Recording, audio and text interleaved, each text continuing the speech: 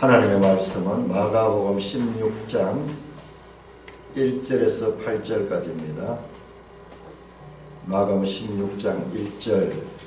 안식일이 지나매 막달라 마리아와 야곱의 어머니 마리아와 또 살로메가 가서 예수께 바르기 위하여 향품을 사다 두었다가 그날 매우 일찍이 해돋을 때에 그 무덤으로 가며 서로 말하되 누가 우리를 위하여 무덤 문에서 돌을 굴러주리요 하더니 눈을 들어보니 벌써 돌이 굴려져 있는데 그 돌이 심히 크더라. 무덤에 들어가서 흰옷을 입은 한 청년이 우편에 앉은 것을 보고 놀라매 청년이 이르되 놀라지 말라. 너희가 십자가에 못 박히신 나사렛 예수를 찾는구나. 그가 살아나셨고 여기 계시지 아니하니라. 보라 그를 두었던 것이니라. 가서 그의 제자들과 베드로에게 이르기를 예수께서 너희보다 먼저 갈릴리로 가시나니 전에 너희에게 말씀하신 대로 너희가 거기서 배우리라 하는지라. 여자들이 몹시 놀라 떨며 나와 무덤에서 도망하고 무서워하여 아무에게 아무 말도 하지 못하더라. 자, 지난 주간에도 잠깐 제가 말씀드렸죠. 마가복음은 16장 8절까지가 끝으로 되어 있습니다. 그 9절부터 이어지는 내용은 갈로가 되어 있죠. 갈로가. 이 성경에 이 갈로가 되어 있는 부분은 어떤 사본에는 없는 거예요. 근데 사본 가운데 권위 있는 사본은 어떤 거냐면 오래된 것일수록 권위가 있습니다. 그렇겠죠? 성경 원본은 없습니다. 원본은 세월이 오래 지나면서 그 이 파피루스나 이런 데 기록했는 게 나중에 다 바삭바삭 말라가 깨집니다. 우리 책도 보면은 책꽂이에 가만히 꼽아놨는데도 한 몇십 년 지나고 보니까 종이가 부서지는데 요즘 이렇게 기술이 좋은데도 그런데 과거의 것들이 어떻게 했겠어요? 그래서 2000년 전에 기록된 복음서가 그로부터 수백 년 후에 그 원본이 있었고 그 다음에 원본을 사본으로 기록했어요. 사람들이 손으로 기록했고 그게 또 시간이 지나면서 또 없어지고 또 그 기록을 사본을 몇 개를 만들었겠죠. 몇 개를 만들고 또 그 사본을 기록하고 그러면서 이제 전해져 왔습니다. 그래서 사본에 따라서 조금 차이가 있는 부분이 있어요. 우리 성경 읽다 보면 업성가는 부분이 있어요. 업성가는 부분. 그런 부분들도 다 그런 사본상의 사본들 간의 관계에서 나오는 겁니다. 그러니까 우리는 너무 성경을 갑자기 지금 이 책으로 만들어져 있는 이 성경, 인쇄된 이 성경이 우리 앞에 딱 있으니까 이게 갑자기 이렇게 생긴 것 같은데 그렇지 않아요. 여기까지 오는데 엄청난 과정입니다. 성경을 이렇게 편집하는 것도 왜 순서를 이렇게 해서 편집했는가? 이 과정에도 성령의 감동하심이 있었고 성령의 감동을 통해 가지고 사람들이 그것을 이렇게 순서를 만들었어요. 그런데 만드는데 보면 완벽하게 만들어서 그래서 제가 느끼는 것이 성경 순서도 기록만 영감된 것이 아니라 이 배치 자체도 영감됐다. 여러분 한번 생각해 보세요. 창세기하고 이건 구약하고 신약하고 또 완전히 다르거든요. 구약은 이미 이 구약 시대에 따로 이제 이 책이 완성이 되어 있었어요. 신약이 이 27권이 완성되는 300년대 가서 신약 이 27권을 완성했거든요. 구약은 유대인들이 완성했는 게고 신약은 나중에 했는데 여러분 한번 보세요. 한 가지 한번 보세요. 창세기와 요한계시록이 끝이 보면 수미상관을 이루고 있다니까. 이 범죄하는 이유가 창세기 3장에 나오고요. 이 계시록 마지막 21장, 22장 여기 들어가면은 이 죄가 없어집니다. 죄가 없어지고 사망이 돌아오는데 사망이 없어지고 다시는 사망이 없어요.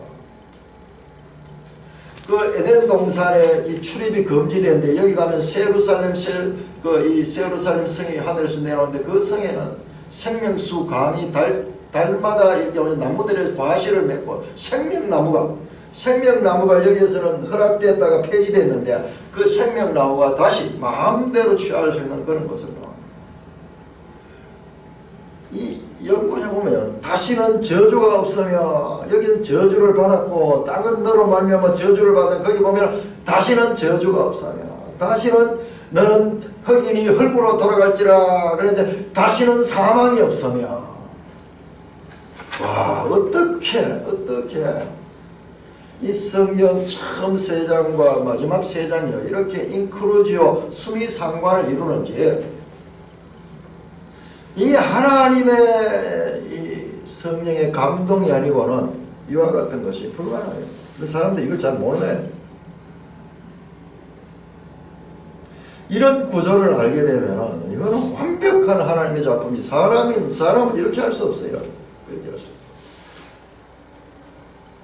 자, 그래서 이 마가복음 16장 9절부터 20절을 자세히 읽어보면요. 마가복음 앞에 나왔던 문체하고 좀 다르다 하는 걸 느끼게 돼요. 우리 번역이 되는 여러분 잘 못 느끼지만 저는 이걸 자세히 봤는데 그리고 9절에 보면 예수께서 이렇게 되어 있는데 우리말에는 이 예수께서를 넣는데 원본을 뭐 헬라어를 보니까 이게 없어요. 그냥 안식 후 첫날 일 아침에 이러면서 말이 안 되니까 그 주어를 넣어서 예수께서라고 넣었어요. 자, 우리가 지금까지는 너무나 당연하게 마가복음 66장 20절까지로 봤는데 익숙했기 때문에 이번에는 오늘은 한번 여기 8절까지를 한번 끌어보자. 제가 얘기를 봤는데 오래된 사본일수록 권위 있는 사본이거든요. 권위 있는 사본일수록 이 9절 이유가 없어요. 9절 이유가 없어요. 자, 그렇게 되면은 마가복음은 주제가 선명하게 드러납니다. 설명이 없어요. 마가복음은 뒤에 나오는 설명적이에요. 쭉 설명적으로 나오는데 마가복음은 설명이 별로 없고 뭐냐 그러면 전 사건의 연속이에요. 곧 하면서 처음부터 시작해가지고 쫙 하게 사건 전개가 되게 급하게 이루어져가면서 생생하게 그 현장에 있었던 사람의 그 이 현장감이 나는 그와 같은 말씀으로 되어 있어요. 저는 이 마가복음을 보다가 설교할 때 그 예수님의 남자 제자들이 다 실패했잖아요. 근데 여자들이 따라온 제자도 아니지만은 그 예루살렘에서 따라온 이 여인들이 정말 그 예수님 그 시신을 수습하려고 하고 이런 장면을 보고 여인들에게서 뭔가 희망이 있겠다 이런 생각을 했는데 8절부터 8절 놀랍게도 8절부터 다시 한번 읽읍시다. 여자들이 몹시 놀라 떨며 나와 무덤에서 도망하고 무서워하여 아무에게 아무 말도 하지 못하더라. 여자들도 아니에요. 여자들도 몹시 놀라 떨며 제자들이 놀라는 장면이 많이 나옵니다. 그 다음에 어떠냐 무덤에서 도망했다. 제자들 다 도망했죠. 그 다음에 무서워하며 천사가 이 천사가 제자들에게 말을 전해주라 그러거든요. 갈릴리에 먼저 간다.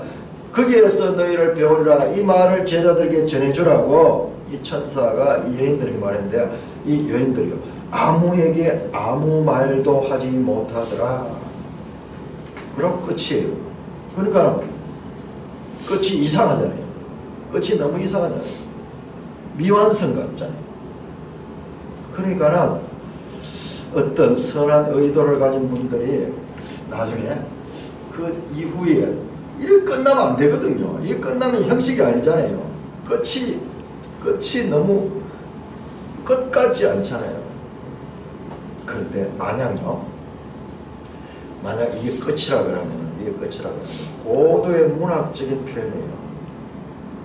문학 작품 가운데 단편 소설은요. 장편 소설은 설명적. 그 단편 소설은 엄청난 암시, 복선이 깔려있어요. 복선. 그래서 단편 소설은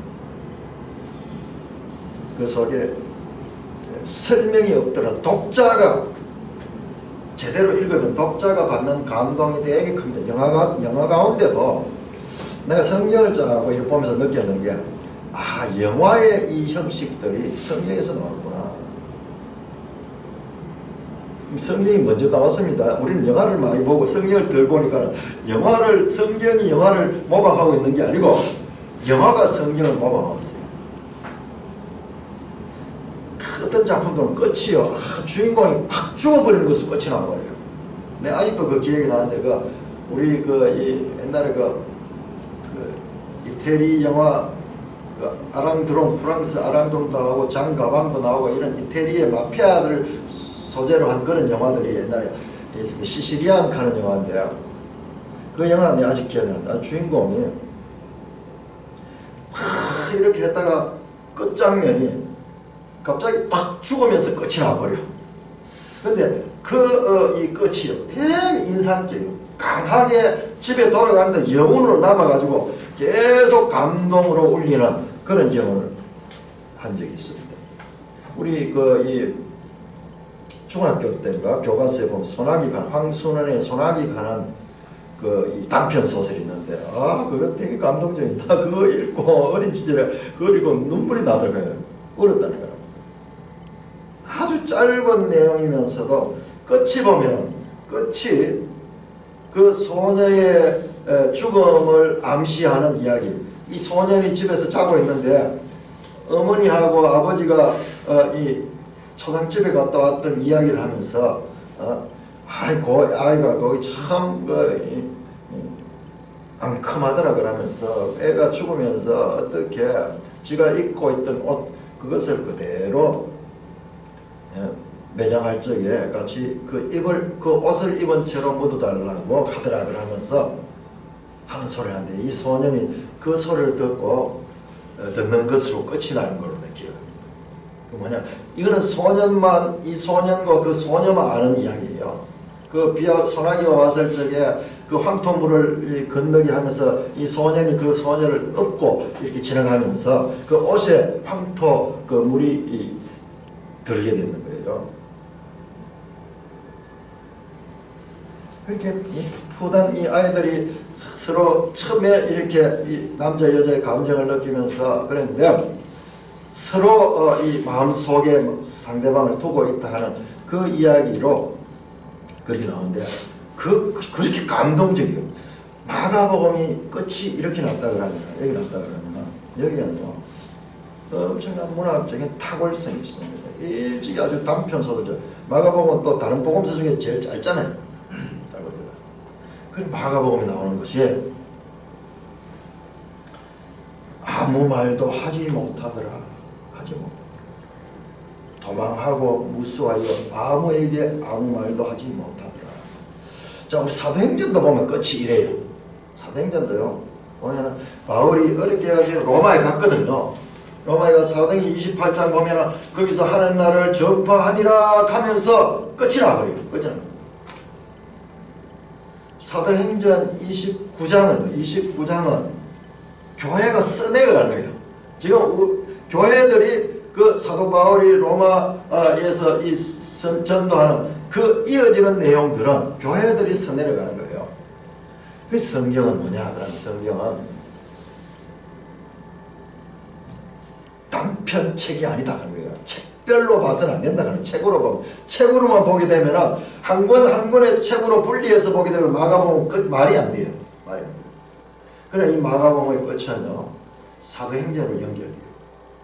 사도행전으로 연결되면 이야기가 연결된다. 마가는 이렇게 끝을 맺습니다. 자, 이거 영상 한번 떼어주시겠습니까? 저는 요번에 마가복음의 끝이 이 8절까지가 끝이 맞겠다 하는 것을 더 확실하게 내 나름대로 확정했는 것은 내가 그 당시에 이거 바꿨나? 와, 대단하다. 우리 10만이라면 박수 한번 쳐내라. 박수 한번. 내가 그냥 막 깔기 썼는 이걸 줬는데 그 당시에 지금 한자까지 넣어가지고 이걸 이렇게 만들어냈네요. 와, 대단하네. 정말 대단합니다. 자, 어떻게 제가 이제 그걸 더 확정하면서 이렇게 봤을 적에 마가복음은 아주 마가복음의 성격을 제대로 알 수 있어요. 자, 보니까는 여러분 우리가 마가복음을 보면서 제가 샌드위치 구조를 여러 번 이야기했죠. 샌드위치 구조 되게 많이 나옵니다. 그래 히브리적 제가 이 마가복음을 요번 설교하면서 야 히브리적 사상 사고의 그 사고를 알지 못하고는 이 성경을 제대로 이해할 수 없겠구나 싶어가지고 히브리적 사고를 여러 번 이야기했잖아요. 히브리적 사고 가운데서 이와 같이 샌드위치 구조로 어떤 사건과 어떤 사건 그 사이에 중요한 메시지를 두고 이 전체를 통해서 이 말씀하고자 하는 뜻을 전하는 그런 표현을 많이 봤어요. 여러 번 나왔어요. 그런데 그 샌드위치 구조가 이 마가복음 처음과 끝 1장과 16장 사이에도 이와 같은 수미상관의 구조를 발견했는데 근데 거기 과연 어디 그런 게 있는가? 여러분 그냥 보면 안 보여요. 이 뜻을 헤아리면 너희가 그 헤아리는 그 헤아림으로 헤아림을 받을 것이요. 자, 이 마가복음 4장에 10분의 비유를 하면서요. 유일하게 그 비유는 마태복음의 비유가요. 엄청나게 많이 나옵니다. 마가복음이 그 4장 그거밖에 안 나와요. 12유 그거밖에 안 나와요. 거기에 핵심 메시지가 그거요. 우리 그때 수요일날 우리 전자매님이 그렇게 해석했잖아요. 아, 이 헤아린다는 말은 여기서는 이해하다, 해석하다 이런 뜻이다. 그렇게 했잖아요. 그러니까 마가복음은요. 이해하고 헤아림을 가져야 돼요. 그러니까 저자는 단편 소설같이 그렇게 있는 사건들을 그냥 딱 끝을 내놨지만 여기에서 이 말씀을 통해서 헤아려 내면 어마어마한 이 내용들이 이 속에 있다. 자, 세례 요한이 등장합니다. 근데 그때 세례 요한이 등장합니까? 세례 요한 없습니다. 근데 어떻게 세례 요한과 엘리야가 수미상관이 된다고 말합니까? 여러분 왜 그렇습니까? 그 구약을 모르면 안 돼요. 성경을 우리가 알면 알수록 이제 왜 제가 엘리야와 세례 요한을 이렇게 같이 연결시켰을까요?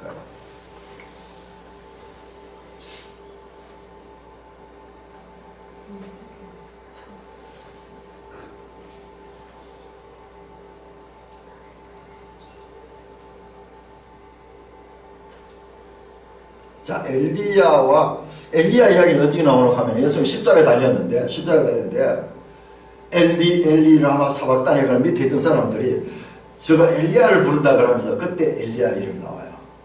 엘리야 이름 나옵니다. 근데 그 엘리야와 그 1장에 나온 세례 요한과 어떤 관계가 있을까요?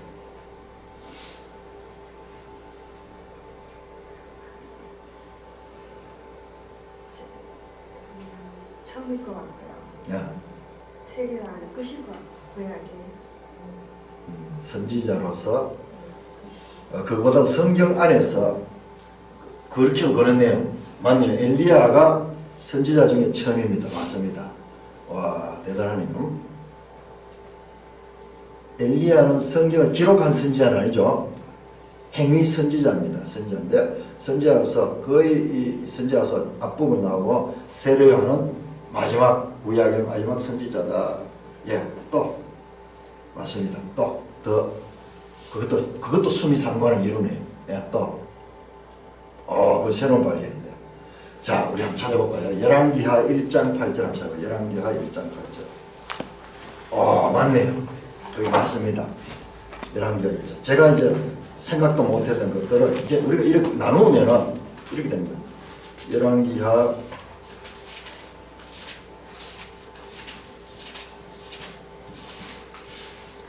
1장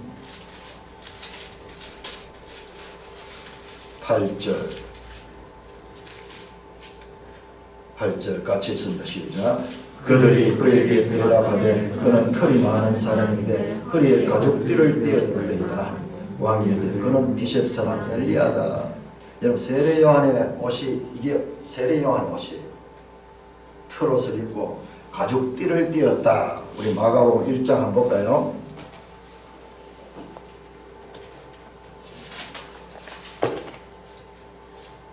마가복음 1장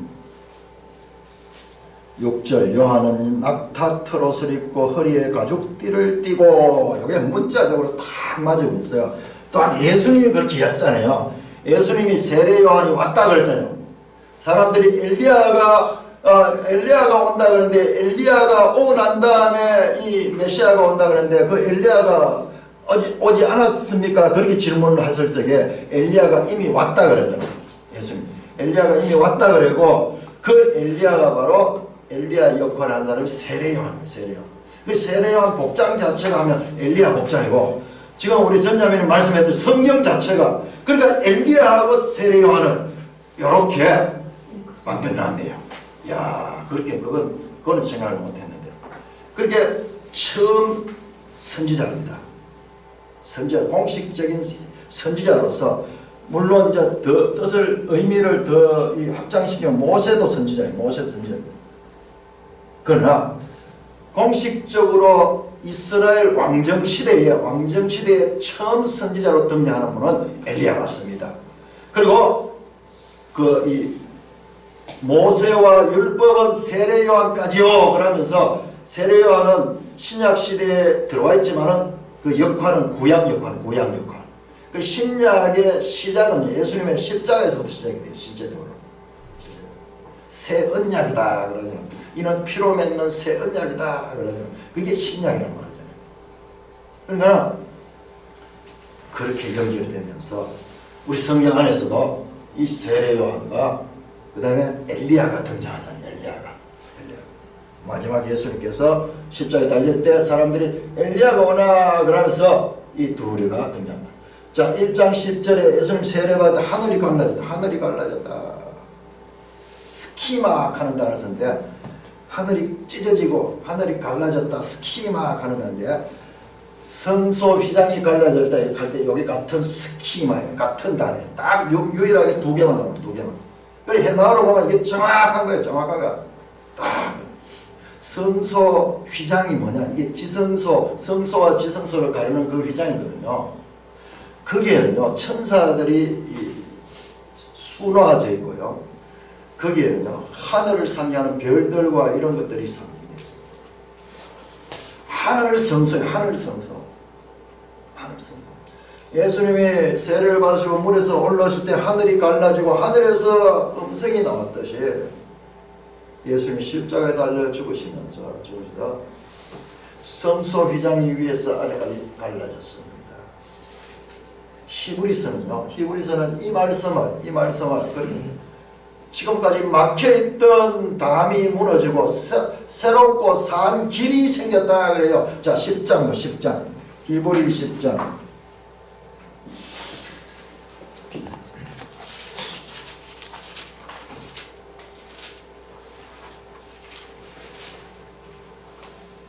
히브리 10장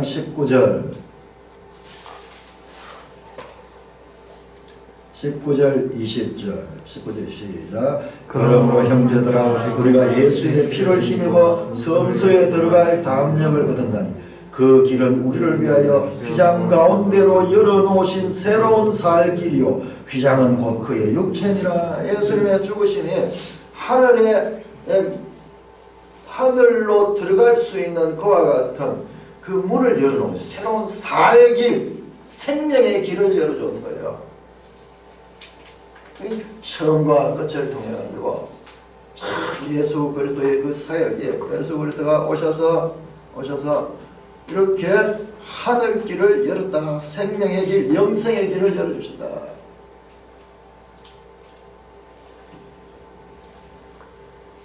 자, 1장 11절에 하늘에서 1장 1절에 하나님의 아들 예수 그리스도 복음의 시작이라 이렇게 시작되는 이 1장 1절은 전체의 제목이고요.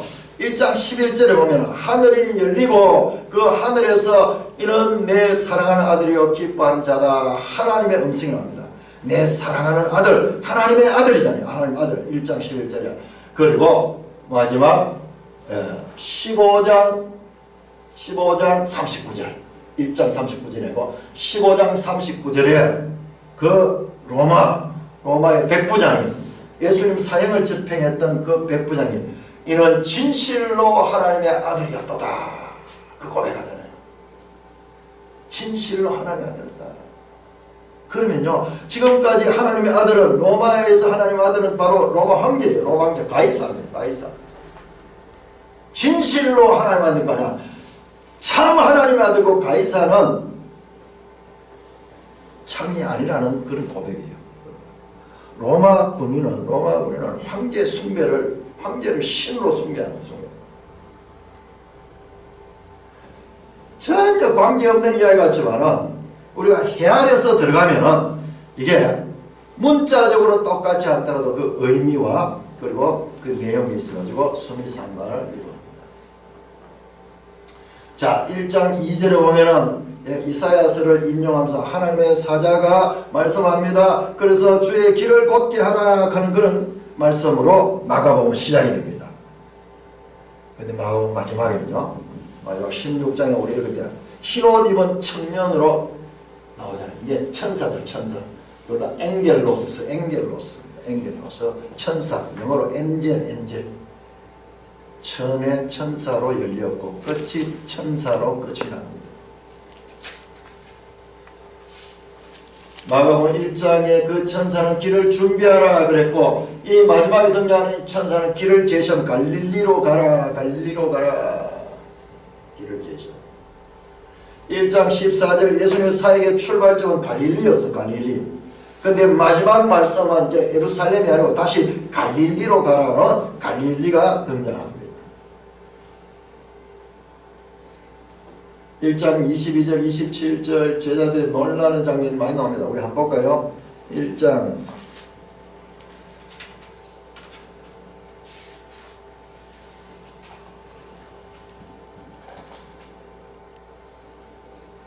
22절 뭇사람이 그의 교훈에 놀라니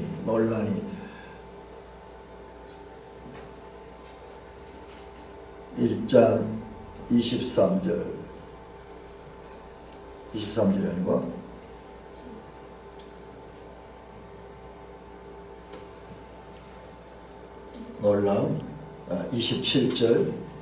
27절에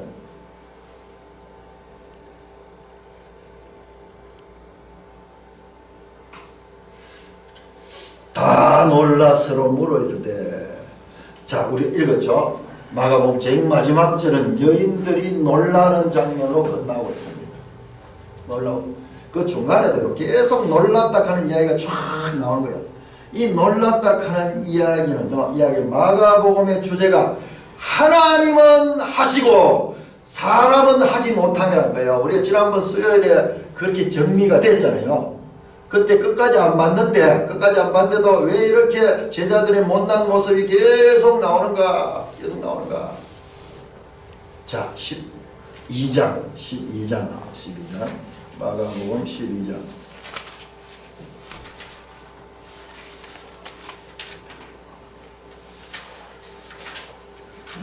12장에 포도원 비유 가운데서요, 포도원 비유를 쭉 하면서 12장 11절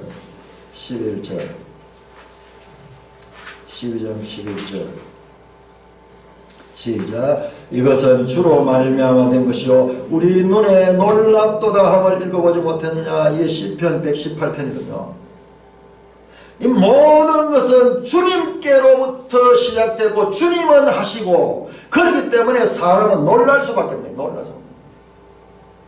사람으로는 할 수 없는데 주님은 다 전능하신 주님께서 다 했기 때문에 우리 눈에 놀랍도다. 이 시편 118편 이 말씀을 여기 들으십니다. 앞에서 보면 계속 1장부터 끝까지 놀라더라 이야기가 계속 이어집니다. 왜 놀라느냐? 예수 그리스도는 하나님으로서 오셔서 하나님의 일을 하시기 때문에 우리 눈에는 놀랄 수밖에 없는 거예요. 우리 눈에는 기이할 수밖에 없는 거예요. 사람으로는 할 수 없는 일을 하시기 때문에 놀랄 수밖에 없는 거예요. 그 다음에 1장 25절 보면 귀신을 쫓아내는 귀신이 잠잠하게 되죠. 파도를 명령하니까 파도가 잠잠하게 되죠. 지금 이 유대 종교 지도들과 토론하지만 종교 지도자들이 잠잠하게 할 말이 없어집니다. 다 잠잠하게 됩니다. 예수님은 잠재우시는 분이에요. 예수님 앞에 어느 누구도 대할 수 잠재우는데 마지막에 여인들도 말을 못하면 잠잠해지 아무 말도 못하다. 마가복음 1장 1절은 갑작스럽게 시작됩니다. 하나님의 아들 예수 그리스도 복음의 시작이라 선포 팍 하고 그 다음에 선지자 이사야 그래 하면서 쭉 이렇게 이제 이야기 나와요. 근데 끝도 이렇게 갑작스럽게 끝이 나버려요. 아무 말도 하지 못하더라. 이렇게 끝이 나면 마가복음의 독특한 이 형식이 나는데 이 뒤에 이게 붙어 있으면 뒤에는 설명적. 그래서 이번에는 이렇게 한번 끊어가지고 한번 읽어봤어요. 읽어보니까는 엄청나게 이 마가복음이 이렇게 작은 이 샌드위치 구조들도 안에 많이 있고 그 다음에 전체로도 이렇게 쌓여있고 성경 전체도 창세기와 계시록이 전체를 사고 있고 이렇듯이 이런 인크루지브 구조 또는 교차 대구 구조들이 많이 나온다. 성경은 어쩌면요 우리가 다 발견을 못해서 그렇지 어쩌면 전부 그렇게 되어 있어요. 그렇게.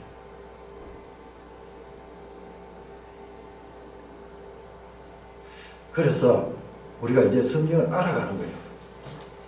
자, 스토리만 안다고 성경하는 거 아니에요. 사랑하는 사람을 만나게 되면 자꾸 만나고 싶고 보고 싶어. 그 다음에 그 사람을 알아가는 거예요. 그 사람의 이 취미도 알고 그 사람의 어떤 그 이 습관도 알고 그 사람의 어떤 무슨 행동도 알고 자꾸 알아가는 거예요. 우리가 하나님의 말씀을 사랑한다 그러는 거. 그 말씀이 가지고 있는 고유한 특성, 구조, 어떤 그 문학적인 표현 이런 것도 알아가는 거예요. 이런 것도 알아가는 거예요.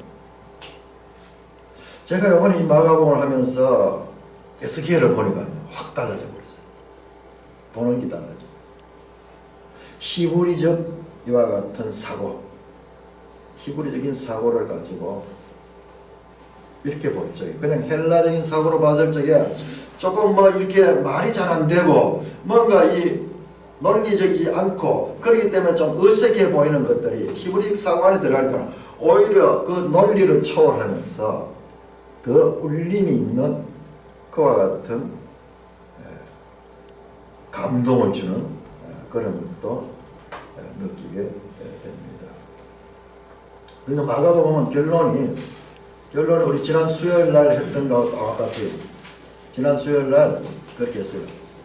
아, 사람은 할 수 없구나. 제자들도 안 되고 여인들은 그래도 좀 달랐는데 그분들도 안 되고 여기서 되는 사람은 아무도 없어. 마가복음 사람은 아무도 없어. 자, 제가 지난주에 설교하면서요 이 마가를 소개를 하면서 마가가 누구냐? 베드로의 아들 같은 사랑하는 아들 같은 그 이 제자가 마가라 그랬죠. 그런데 바울과의 관계에 있어가지고 끝까지 처음에는 그 문제가 있었지만 나중에는 바울이 그걸 이해를 해주고 그를 또 기르면서 아주 메사에게 유익한 자라고 그렇게 했습니다. 이 마가는 베드로의 그 경험과 그 다음에 사도 바울의 신학적인 이와 같은 원리 이 두 가지를 이걸 표현하는 거예요. 그냥 사건만 나와 있거든. 근데 이 사건을 신학적으로 정리하시는 분은 사도 바울이에요. 사도 바울. 그래서 로마서가 그렇게 중요한 거예요. 그 중에서 로마서 7장 8장. 로마 7장 8장은 마틴 루터가 그렇게 얘기했습니다. 보석 반지가 있지만 그 반지 가운데 또 보석이 있는 부분이 바로 로마서 7장 8장이다. 그렇게 말씀했는데 그렇다면 마가복음입니다. 마가복음 사도 바울에게도 그와 같은 사람의 죄성, 사람의 연약성, 사람의 무능성 이런 것들을 정리해서 이 신학적으로 정리하는데도 큰 사실적인 것과 같은 자료를 제공하고 있고요. 그 다음에 그 베드로의 생생한 경험을 우리에게도 생생하게 전해주는 그와 같은 역할을 하고 있다. 책 한 권 한 권이 가지는 특성과 그리고 그것들이 어떻게 연결이 되는가. 제가 말씀하신 이 마가복음 이후에 왜 에스겔서가 나오느냐. 그것도 에스겔서 1장이 나온 게 아니고 33장부터 나오느냐. 우리 에스겔서 작년에 공부했거든요. 작년에 에스겔서를 공부했습니다. 어디까지 했느냐. 1장에서 32장까지 했습니다. 32장까지. 여기에는 아직까지 예루살렘 이 에스겔이 어느 시대 선지자입니까? 자, 에스겔이 어느 시대 선지자입니까? 네? 신생 형제님, 에스겔 어느 시대 선지자입니까? 네? 포록입니다. 자, 이거를 막 기억해야 돼요. 우리가 성경을 달달 알고 해야도 이 전체적인 구조를 모르면은 그게 지식이 지금 이 성경을 제대로 이해할 수 있는 그런 지식으로 연결이 안 돼요. 포록이 선지자다. 포록이 선지자 대표적으로 에스겔, 에레미야, 그리고 또 다니엘은 아주 포로로 잡혀가 있던 사람이고 에스겔도 지금 포로로 잡혀갔습니다. 그런데 이때까지는 아직까지 예루살렘이 함락되지 않았어요. 자, 에스겔 33장 보세요. 33장 21절 보세요. 21절.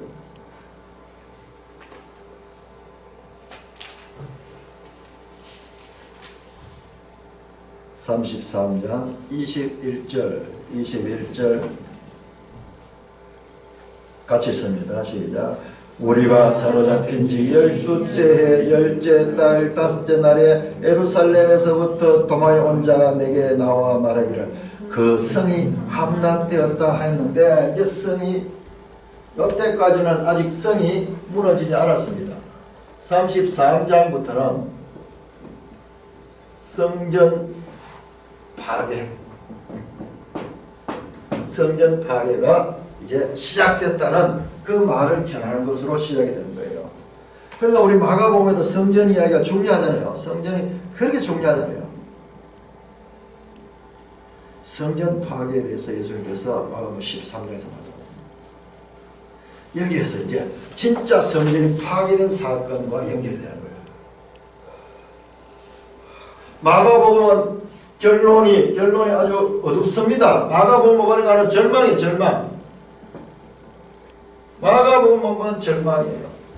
자, 우리 에스겔 해설 한번 보세요. 에스겔 해설 134쪽. 134쪽.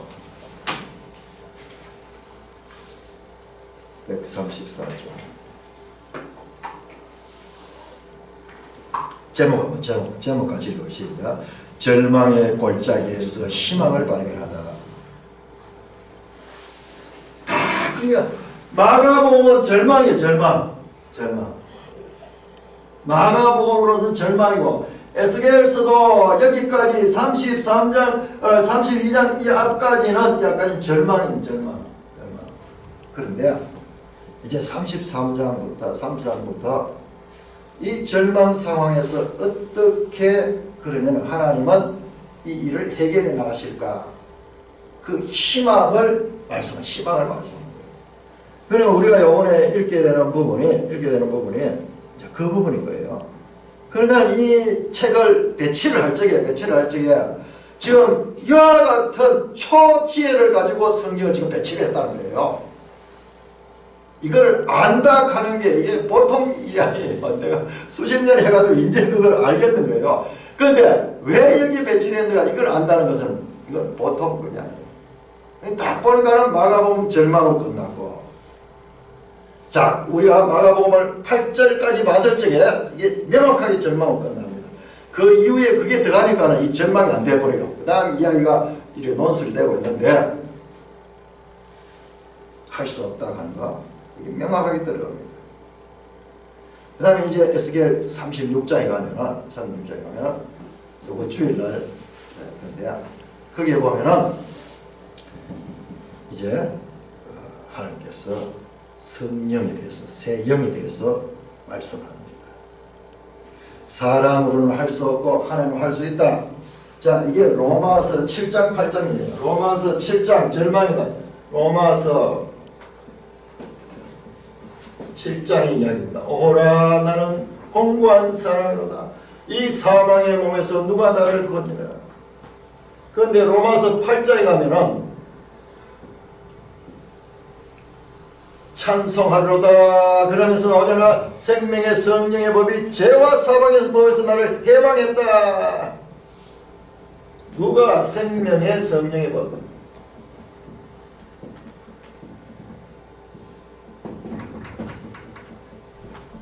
그럼 이게 뭐냐? 이게 성령 계속 영에 대해서 나옵니다. 로마서 8장이에요. 성경 전체에서 가장 중요한 것이 이 부분이에요. 이 부분. 인간의 죄인됨과 인간의 죄인됨을 그냥 스치듯 알아서 안 돼요. 성경은 이것을 계속 반복해. 마가복음을 통해서도 보여주고 이스라엘 역사를 통해서도 보여주고 성경에 나오는 모든 인물을 통해서 이걸 보여줍니다. 사람의 절망. 아, 다윗은 대단했는데 아브라함은 대단했는데 아니에요. 아브라함도 안 돼요. 다윗도 안 돼요. 아무도 안 돼요. 모세도 안 돼요.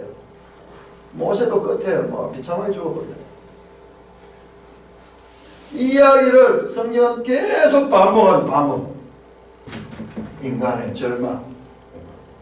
사람으로는 할 수 없다. 그러므로 오직 하나님으로 사람의 절망, 하나님의 시작입니다. 시작. 하나님의 시작입니다. 자, 그 하나님이 어떻게 사람의 몸을 입고 오신 분이 예수님이고 그 예수님은 죽으시고 부활하시고 성천하셔서 보좌 우편에 앉아서 성령을 보내주셨다. 성령. 그래서 이 성령이 구약시대 사람들과 달리 우리 신약시대 사람들이 있고 이때 교회가 생겨요. 교회. 그래서 교회는 이 생명의 성령의 법으로부터 시작이 되는 거예요. 사도행전 2장이 교회가 출발한 거예요. 그 이야기의 뿌리가 이제 에스겔에서 나오는 거예요. 에스겔 36장에서 나옵니다. 자, 한번 볼까요? 에스겔 36장입니다.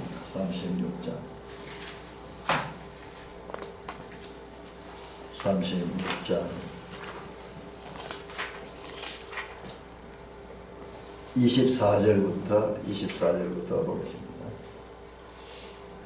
아무리 성경을 많이 알아도 지금 이 부분을 명확하게 정리가 안 되면 우리가 늘 헷갈려요. 그리고 성경은 지금 이야기를 하려고 하는 이야기. 그러니까 신약만 보고 로마서만 봐가지고는 이야기를 알아도 이게 우리한테 지식으로 자리 잡기 힘들어요. 왜냐 그러면 관념적인 것과 경험을 통해서 계속 현상들에서 반복된 것이 정리된 원리로서 깨닫는 것과 그냥 그런 과정 없이 그냥 명제적으로 깨닫는 것은요, 그 질이 다릅니다.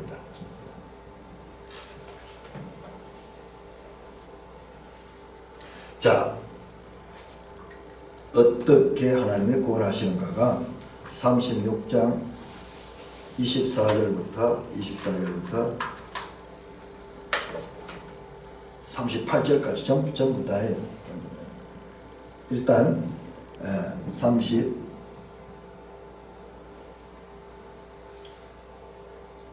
29절까지 교도하겠습니다. 에스겔 36장. 자, 마가복음하고 연결됩니다. 마가복음의 절망입니다. 절망. 아, 이렇게 안 되는구나. 사람들은 그렇게 예수님 직접 가르치도 안 되는구나. 그런데 하나님이 하는 방법이 있어. 그 방법을 이미 선지자를 통해서 지금 예언을 했고, 그것이 이제 사도행전은 실제로 행해지는 거예요. 실제로 행해져요. 그만큼 하나님은 이 부분을 중요하게 다루고 있고, 이 부분이 우리 신앙생활에서 핵심이에요. 이거는 영생과 관계돼요. 영생과 관계돼요. 24절부터 29절까지 교도합니다. 내가 너희를 여러 나라 가운데서 인도하여 내고 여러 민족 가운데서 모아 데리고 고국 땅에 들어가서 너희를 너희에게 보내서 너희로 정결하게 하되 곧 너희 모든 더러운 것에서 모든 분수에서 너희를 정결하게 할 것이며 또 가기 중요합니다. 먼저 순서대로입니다. 정결하고 또 새 영을 너희 속에 두고 새 마음을 너희에게 주되 너희 육신에서 굳은 마음을 제거하고 부드러운 마음을 줄 것이며 또 내 영을 너희 속에 두어 너희로 내 율례를 행하게 하리니 너희가 내 율례를 지켜야 하리라. 또 나와야 돼요. 여기서 또 내가 너희 조상들에게 준 땅에서 너희가 거주하면서 내 백성이 되고 나는 너희 하나님이 되리라. 내가 너희를 모든 더러운 데에서 구원하고 곡식이 풍성하게 하여 기근이 너희에게 닥치지 아니하게 하시며 또 나무의 열매와 밭의 소삭을 풍성하게 하여 너희가 다시는 기근의 욕을 여러 날에 당하지 아니하게 하리니 그때 내가 화난 너희가 너희 청소년을 기억하고 너희 모든 죄악과 가난으로 말하여 스스로 회개하리라. 자, 여기까지 보겠습니다. 그 이야기가 전부 이어지는 거예요. 자, 먼저 어떻게 하느냐? 포로에서 돌아옵니다. 너희를 여러 나라, 지금 에스겔은 포로기거든요. 자, 에스겔서를 공부하면서 이걸 염두에 못 두면요, 이걸 염두에 두지 않고 읽으면 아무리 읽어도 이 내용이 이해가 안 돼요. 미끄러져요. 좀 알 것 같지만은 이 구조적으로 미끄러져요. 그러니까 우리가 전체 이 구속사에서 그 시대 구분을 우리가 분명히 해야 됩니다. 자, 포로된 자, 지금 에스겔은 포로 상태인데 포로에서 이제 고국 땅으로 돌아오게 할 것을 누가? 내가 하나님이 합니다. 하나님이 합니다. 전부 내가요, 내가. 여기 보면은 전부 내 규례, 내 율례, 내가 주체가 전부 하나님이고 사람은 여기서 피동적이, 수동적이. 이스라엘이 단합해가지고 그렇게 나오는 거 아닙니다. 내가 너희를 여러 나라 가운데서 인도해내고 여러 민족 가운데서 모아 고국 땅에 데려가서 자, 포로에서 이제 돌려보냅니다. 본다. 그리고 여기도 또 원래 계속 또 나오니까는 우리 성경에서 번역하면서 좀 없애버린대요. 그 다음에 어떻게 맑은 물을 너희에게 뿌려서 너희를 정결하게 하고 너희 모든 더러운 것을 우상중에 너희를 정결한다. 씻음으로 씻음. 예수 그리스도의 십자가의 죄 사하심이 먼저입니다. 성령이 먼저 아닙니다. 순서가요. 죄 사함을 받은 자에게 성령이 임합니다. 그래서 지금 정결하게 더러운 것에서 씻는다. 깨끗이 한다. 죄 사함을 받게 하고 또 그 다음에 순서가 새 영을 너희 속에 두고 새 마음을 너희에게 준다. 그 새 마음과 새 영이 우리 속에 들어오면 우리 마음 가운데 있던 굳은 마음이 제거되고 부드러운 마음이 들어오게 된다. 부드러운 마음을.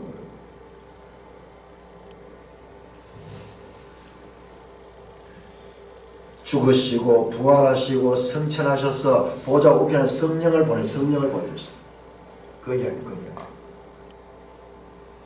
그 다음에 또 자, 그 성령이 우리 가운데 오면 부드러운 마음을 가지고 또 내 영을 너희 속에 두고 자, 하나님의 영이 우리 속에서 어떻게 너희로 율례를 행하게 하리니 내가 하는 것이 아니고 성령이 우리를 통해서 하도록 만들어주는 거예요. 오토매틱.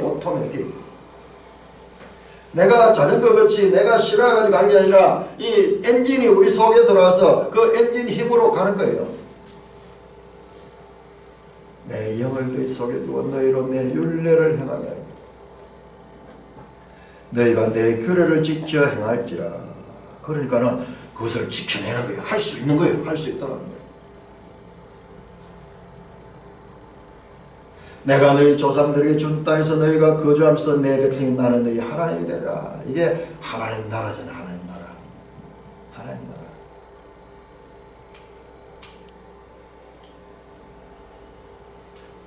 자, 그 이어지는 내용들, 내가 너희를 모든 더러운 데서 구원하여 곡식이 풍성하게 되고 기근이 너희가 당하지 아니할 것이며, 이 갑자기 여기 나오니까 또 이상하게 돼버려요. 여기까지는 좀 이렇게 고차원적인 그와 같은 그 말씀은 나오는데, 갑자기 여기서는 이 곡식이 풍성하게 되고 열매가 소산이 풍성하게 되고 기근을 당하지 않고 뭐 이렇게 나오니까 우리 헷갈리는데, 자, 구약의 복의 개념은요, 구약의 복의 개념은 전부 물질적입니다. 물질적. 하나님께서 그때 당시에 사람들의 눈높이에 맞춰가 복을 설명한 거예요. 복을 설명. 복이라 하는 게 뭐냐 이제 기근이 없고, 그리고 이 장수하고, 그 다음에 이 풍성한 것과 같은 부를 누리는, 이 모든 구약에서는 더 이상 설명할 수 없어요. 설명할 수 없어요. 그래서 항상 복은 물질적으로 나옵니다.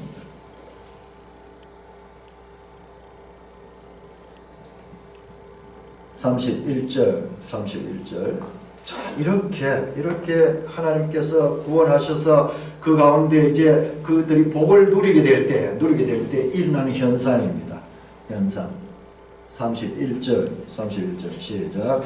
그때 너희가 너희 악한 길과 너희 좋지 못한 행위를 기억하고 너희 모든 죄악과 가증한 일로 말미암아 스스로 믿게 버리라. 이게 무슨 말 같아요? 이게 무슨 말 같습니까?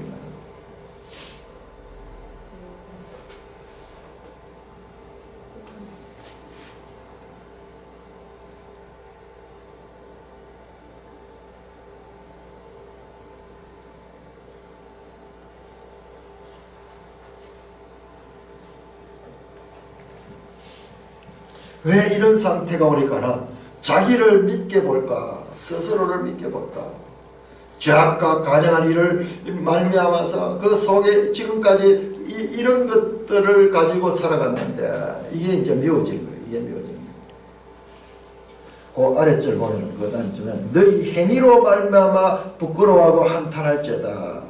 더 구체적으로. 자, 이 성령이 들어오면은 우리를요, 새 사람을 만들게 되고, 그 다음에 그 하나님의 풍성한 그와 같은 은혜를 누리게 될 적이에요. 지금까지 내 힘을 가지고, 내 능력을 가지고, 내 생각을 가지고, 내 행위를 중요하게 말했던 그와 같은 과거가 부끄러워지고, 그리고 다시는 그와 같은 짓을 하지 않도록 미워지게 돼요. 자, 욥기 42장.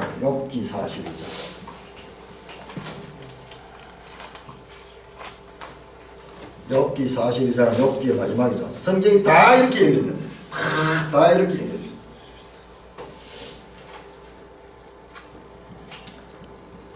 욥기 42장 5절 6절.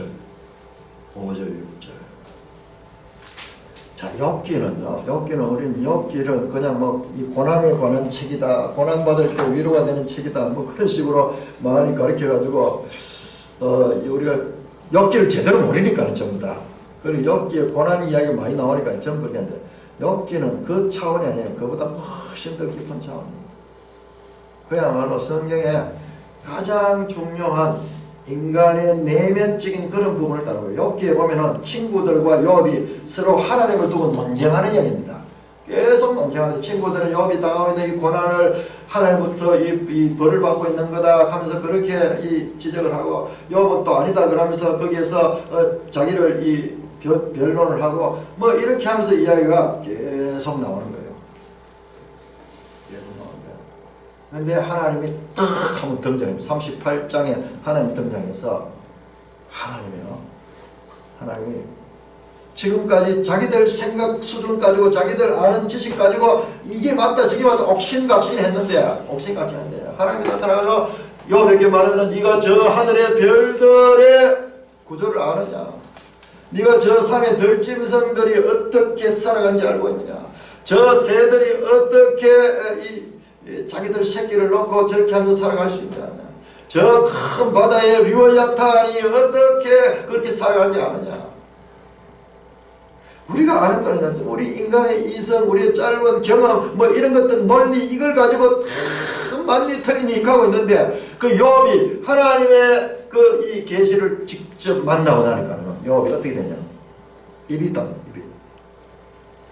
그 41장 1절에 나오는 네가 낚시로 리워야단을 끌어낼 수 있겠느냐? 녹건으로 그 혀를 맬 수 있겠느냐? 너는 밧줄로 그 코를 깰 수 있겠느냐? 갈고로 그 아가미로 깰 수 있겠느냐? 네가 인간을 가능히 할 수 있는 것이 그렇게 유약하고 그렇게 한계가 있는데도 불구하고 마치 네가 하나님처럼 하나님을 다 아는 것이 너 극하면서 서로 내가 맞다 너가 맞다 이러면서 다투고 있으니까는 인간의 한계를 보여주고 하나님의 크심을 가르쳐줍니다. 자, 그래서 욥이 하는 대답이 이겁니다. 42장 5절 6절 5절 6절 시작. 내가 죽게 대하여 귀로 듣기만 하였어. 이제는 눈으로 주를 배운다이다. 그로 내가 스스로 거두어 드리고 티끌과 재 가운데서 회개하나이다.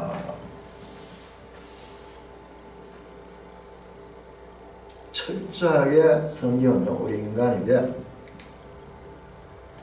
죄인됨과 인간의 무능함을 알기를 원합니다.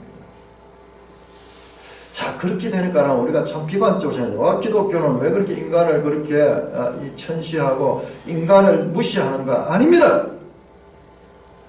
기독교만큼 인간을 높이 평가하는 어떤 사상도 인류 사상 가운데 없습니다. 그렇게 죄인됨을 분명히 깨달아야지. 그가 하나님의 형상으로 지음을 받았고 왕으로서 통치하던 왕의 존재였다는 것을 알게 된 거예요.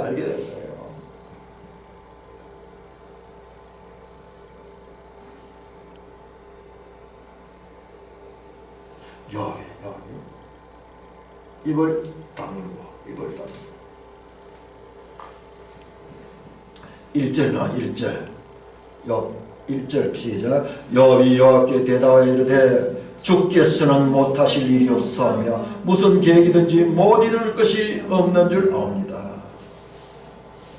무지한 말로 이치를 가린 자가 누구니까 나는 깨닫지도 못할 일을 말하였고 스스로 알 수도 없고 헤아리기도 어려운 일을 말했나이다. 하나님을 알게 되면 인간의 피조성을 알게 되고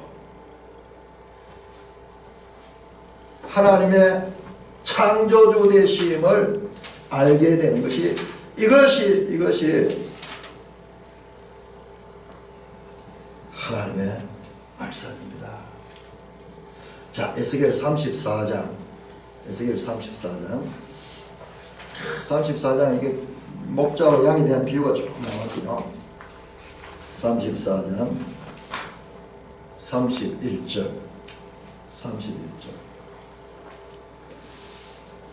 시작. 내 양 곧 내 초장의 양 너희는 사람이요 나는 너희 하나님이라 주 여호와의 말씀이니라. 사람이란 말이 히브리어로 아담이에요. 아담. 너희는 아담이다. 흙으로 피조된 존재다. 나는 너희 하나님이다. 하나님은 창조주입니다. 창세기 1장에 그 인간과 하나님의 관계를 다시 말씀합니다. 그 하나님 인간의 절망 가운데 하나님이 개입하셔서 해방시켜 주시고 그리고 그 하나님의 생명으로 살아갈 수 있도록 해주신다는 이야기가 이 구속의 핵심 메시지입니다. 이것은 구약의 선지자를 통해서도 계속 말씀해왔고 예수 그리스도가 하신 일이 그 일이고 사도 바울이 그것을 정리해서 신학적으로 정리한 내용도 그 내용이에요. 지금 우리가 에스겔을 공부하는 것은 이 에스겔 내용은 마가복음과 서로 연결되면서 예수님이 오셔서 하신 가장 위대한 사역은요 십자가에 죽으신 뿐만 아닙니다. 우리는 이걸 단편적으로 자꾸 보는 게 그것이 아니고 십자가의 죽으심과 연속입니다.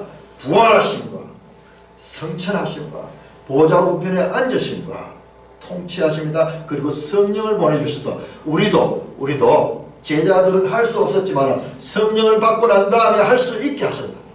우리도 하나님의 아들들이 되어서 왕적 권위를 가지고 이 땅에서부터 하나님의 아들들로 살게 하시는 것이 이게 하나님의 구원의 계획이고 그것이 우리 시대에 이미 이루어지고 있는데 이것을 바르게 성경을 통해서 깨닫고 아는 자가 그 생명을 누리게 됩니다.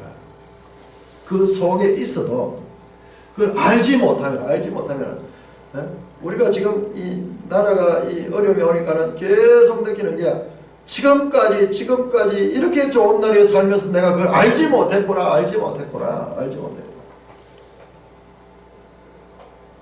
아래 미나 자매가 그래요.